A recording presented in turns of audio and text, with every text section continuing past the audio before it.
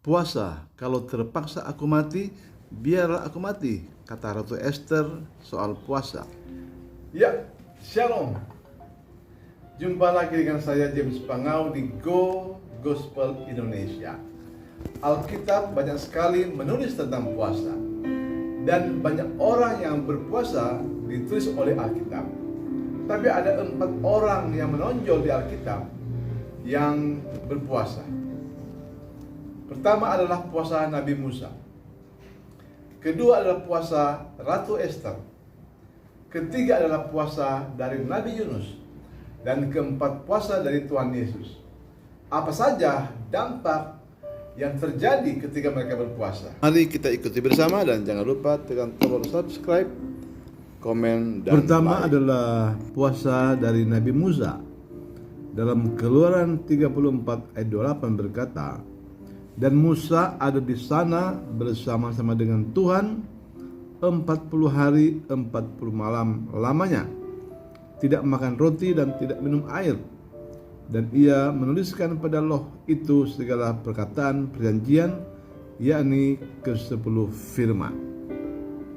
Nabi Musa berpuasa di Gunung Sinai selama 40 hari 40 malam, bertemu dengan Tuhan di Gunung Sinai. Dan ketika dia turun, dia membawa di tangannya 2 loh batu. 2 loh batu itu bertuliskan 10 hukum Taurat atau 10 hukum Tuhan. 4 hukum adalah hukum antara manusia dengan Tuhan, dan 6 hukum adalah hukum antara manusia dengan manusia. 10 hukum itu masing-masing adalah: 1. Akulah Allah Tuhanmu, jangan ada padamu Allah lain di hadapanku. 2. Jangan membuat bagimu patung yang menyerupai apapun yang ada di langit di atas, atau yang ada di bumi di bawah, atau yang ada di dalam air di bawah bumi. 3. Jangan menyebut nama Tuhan Allahmu dengan sembarangan. 4. Ingatlah dan kuduskanlah hari Sabat. 5. Hormatilah ayahmu dan ibumu supaya lanjut umurmu di tanah yang diberikan Tuhan Allahmu kepadamu. 6. Jangan membunuh. 7. Jangan berzina. 8. Jangan mencuri. 9. Jangan mengucapkan saksi dusta tentang sesamamu. 10. Jangan mengingini rumah sesamamu. Jangan mengingini istrinya atau apapun yang menjadi milik sesamamu.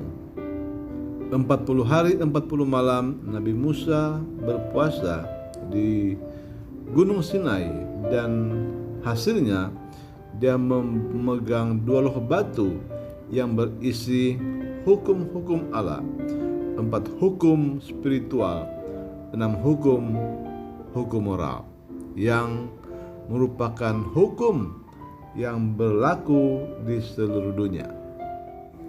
Meskipun setiap negara mempunyai badan hukum dan undang-undang yang berbeda, tetapi secara garis besar 10 hukum Taurat ini menjadi acuan dari setiap negara yang menyusun undang-undang negara mereka. 10 hukum ini bukan hanya berbicara tentang berketuhanan, tapi dia juga menyangkut moralitas, etika, dan hak asasi manusia. Hal mana setiap negara manapun di dunia ini sedikit banyak memiliki hukum-hukum dari 10 hukum Taurat ini. Dan kedua adalah puasa Ratu Esther. Di dalam Esther 4 ayat 16 berkata, "Pergilah, kumpulkanlah semua orang Yahudi yang terdapat di Susan dan berpuasalah untuk aku. Janganlah makan dan janganlah minum 3 hari lamanya, baik waktu malam, baik waktu siang.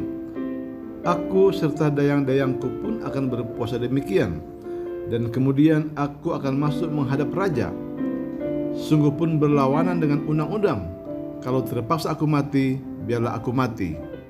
Di Persia pada zaman Raja Ahasveros ada seorang wakilnya bernama Haman. Haman ini sangat-sangat membenci orang Yahudi. Haman menyampaikan petisi kepada raja agar bangsa ini dilenyapkan tanpa menyebut kalau itu adalah bangsa Yahudi. Raja pun menyetujui dan semua diserahkan kepada Haman. Lalu atas nama raja, Haman membuat undang-undang agar membunuh seluruh orang Yahudi yang ada di negeri Susan. Ratu Ester sebagai permasyuri raja, nyawanya pun terancam karena dia orang Yahudi. Lalu Ratu Ester menyuruh supaya semua orang Yahudi di negeri Susan itu berpuasa selama 3 hari 3 malam. Dan apa hasil dari puasa itu? Keadaan menjadi terbalik. Raja sendiri yang menggantung Haman, dan orang Yahudi yang ada pada waktu itu malah mereka berbalik membunuh orang-orang yang akan membunuh mereka. Dan sekarang kita datang kepada puasa Nabi Yunus. Dalam kitab Yunus pasal 3 dikatakan Yunus disuruh Tuhan untuk pergi ke Niniwe, sampaikan pada mereka bahwa dalam 30 hari ke depan kota itu akan ditunggang balikan oleh Tuhan. Dan ternyata khotbah Yunus ini didengar oleh orang Niniwe dan mereka berpuasa. Mereka pun berpuasa 3 hari 3 malam lamanya. Mulai dari raja, rakyat sampai ternak-ternak tidak boleh dikasih makan selama 3 hari. 30 hari kemudian ternyata kota itu aman-aman saja. Tuhan tidak jadi menghukum mereka. Bagaimana dengan puasanya Tuhan Yesus? Dalam Injil Matius pasal 4 ayat yang ke-1 dikatakan Yesus berpuasa 40 hari dan 40 malam.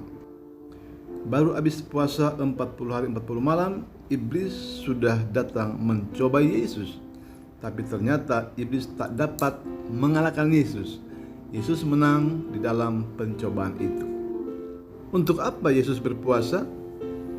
Yang pasti bukan untuk menghadapi iblis, bukan menghadapi orang Farisi, bukan menghadapi ahli-ahli Taurat, bukan menghadapi orang-orang Saduki, dan bukan menghadapi musuh-musuhnya. Tapi Yesus berpuasa karena dia menghadapi salib. Dia berpuasa karena dia akan memikul dosa seluruh umat manusia. Dia berpuasa karena dia akan mencegah agar orang-orang tidak masuk neraka. Dia berpuasa karena dia ingin menyelamatkan orang-orang berdosa. Jadi Yesus berpuasa untuk semua umat manusia, termasuk saudara dan saya. Mungkin belum pernah ada orang yang berpuasa buat saudara, tapi Yesus telah melakukannya untuk kita. Jadi puasa di Alkitab itu adalah puasa yang berdampak, bukan sekedar tidak makan tidak minum.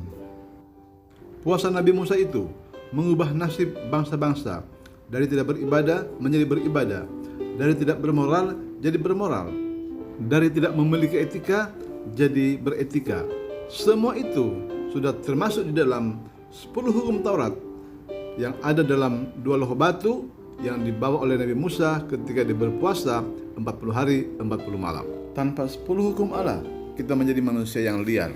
Puasa Ratu Ester mengubah nasib sebuah bangsa dari kehancuran menjadi kemenangan. Puasa Nabi Yunus mengubah nasib kota Niniwe dari kebinasaan kepada kehidupan. Puasa Tuhan Yesus mengubah nasib setiap orang dari kebinasaan kepada kekekalan, dari kematian kepada kehidupan, dari neraka ke surga, dari kegagalan kepada keberhasilan, dari ketakutan kepada ketenangan, dari kemiskinan kepada kelimpahan.